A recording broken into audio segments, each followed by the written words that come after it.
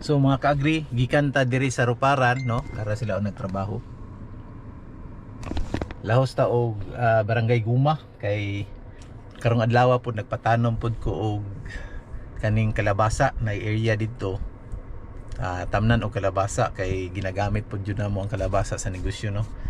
So short ta og kalabasa karon.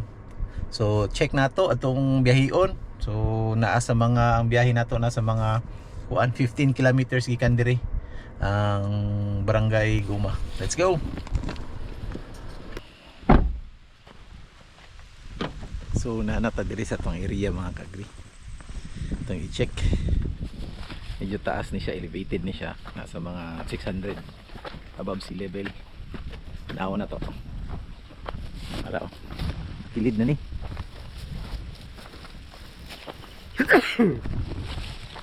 Tay dalapan. Ay, may mga nanugway kanding.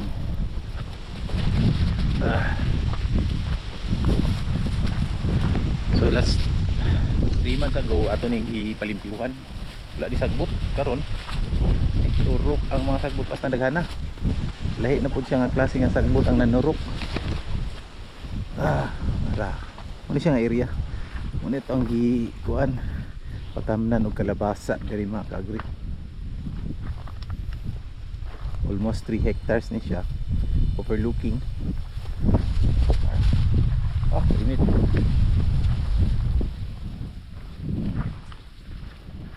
Sila dire.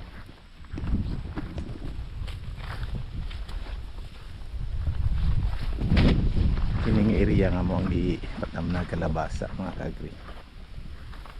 Kini siya dire. Na herbicide na siya. Nalimpyuhan na. Overlooking siya. Medyo slope din siya. Pero mabaklay na siya. Dire yun.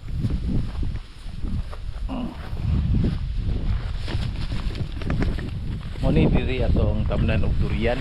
Morning atay 300 ka durian nga gipalit na to kay Tanoy kay diri na to ibutang mga kagri sa diri nga area.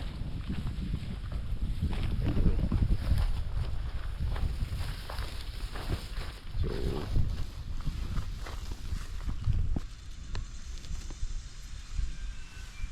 tara.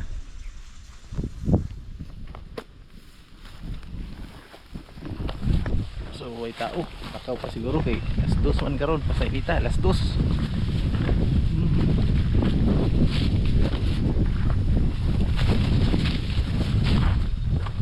Balik ta dito spikas. Itong plano diri ta magbutag niya. Purok, utan tagpayag diri mga kagri.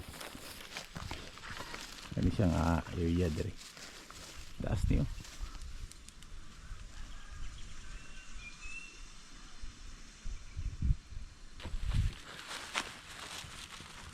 Tao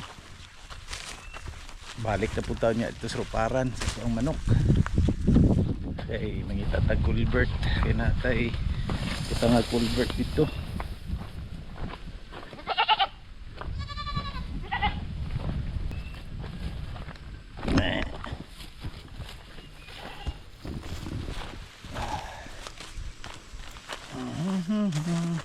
Kanindot kay pag naog na to diri dalan yun siya. Nya kani nga dalan gina-develop ni lahos ni dito sa kapatagan.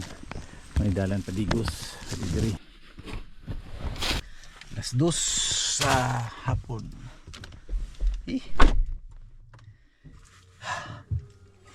Kulata kay bapay tao.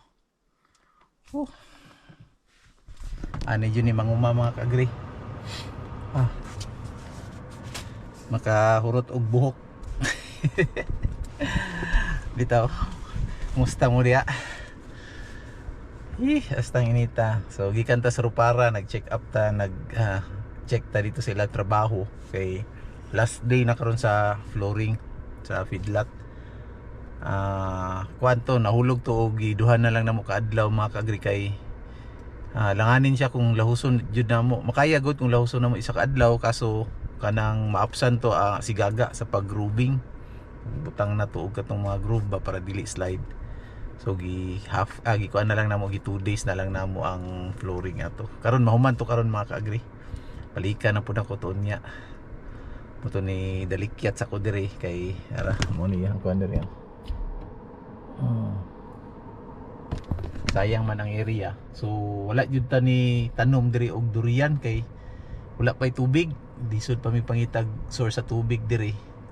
Kay daot ang linya.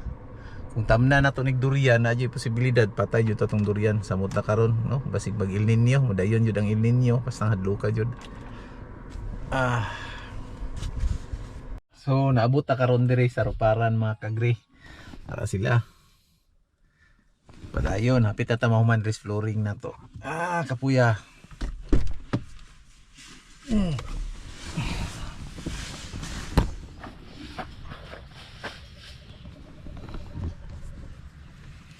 Tuyok ka taron. Yan, ay biko.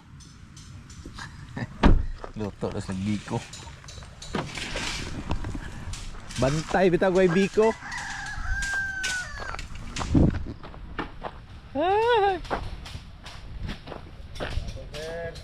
Manihapon. Mag-grab jud ko ron og biko ba kay wa koy paniud to. Tang lipungan na. Kana may nindot, basa-basa pa.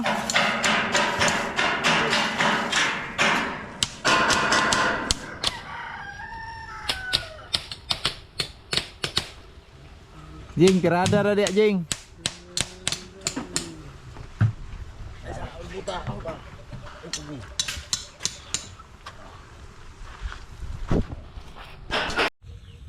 Wala jud na human ang kuan mga kaagri, ang atong flooring kay diya tanalangan sa pagkuan, pagdukduk, pagrubing.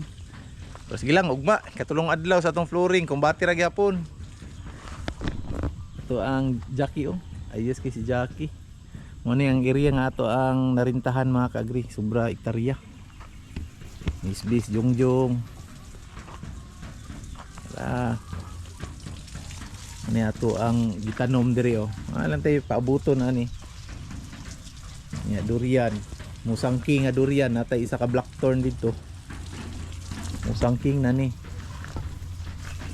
Nya human ato ang mga tanglad. Tanglad nya nagitanom si Dadik diri. Namatay ang iyang kuan oy. Kamatis. Buhi. Naman ko dito. Nakoy gitanom, nakoy gitago dito nga kamatis, kuy dito.